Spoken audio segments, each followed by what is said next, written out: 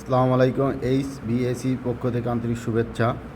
আজকে আপনাদের দেখাবো একটা এসি নাইট্রোজেন ফ্ল্যাশ করার পরও, সব কিছু ফ্ল্যাশ করার পরও পরিপূর্ণ ঠান্ডা হচ্ছে না এবং গ্যাসের প্রেশার বাড়ছে না, সাকশনে পরিপূর্ণ ঠান্ডা আসছে না এবং ডিসচার্জে বরফ চলে আসছে। কারণটা হচ্ছে আপনি সিস্টেমে যতই ওয়াশ করেন না কেন আপনার প্রপারলি ঠান্ডা হচ্ছে না। গ্যাস বেশি দেওয়া সত্ত্বেও এই যে ডিসচার্জে লিকুইড লাইনে আপনার বরফ জমে যাচ্ছে। কারণ হচ্ছে এই যে এখানে ছিল একটা ফিল্টার, এই ফিল্টারে একটা নেট থাকে, নেট থাকার কারণে এখানে প্রচুর পরিমাণ তেল আপনাকে হচ্ছে, তেল সাপ্লাই দিচ্ছে। তেল সাপ্লাই দেওয়ার কারণে আমরা ওর পরিবর্তে আমরা ডায়াল লাগাচ্ছি। ডায়াল লাগানোর শর্তে আমার কিছুটা পরিমাণ তেল এখানে আপনার বাধাপ্রাপ্ত হবে এবং লিকুইড লাইনে গ্যাসে কোনো বাধা পাবে না এবং তেলের বাধা থাকা সত্ত্বে আপনার ঠান্ডা পরিমাণ বাড়বে।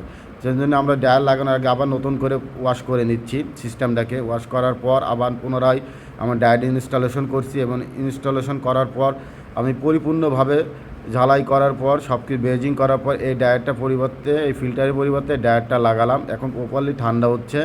আমি পরবর্তীতে ভ্যাকুয়াম করে সিস্টেমটা দেখাবো। তা আমার আগে যে সিস্টেমে যে প্রেশার ছিল 25-30, এখন প্রপারলি আমার 22 গ্যাসের সেটা 50 PSIয়ের উপরে প্রেশার আসছে এবং ঠান্ডার পরিমাণ বাড়ছে এবং সাকশনে ঠান্ডা আসছে। তা এইভাবে আপনারা কাজ করবেন, ইনশাল্লাহ কাজ সমস্যার সমাধান হবে। সাথে থাকবেন। ধন্যবাদ সবাইকে।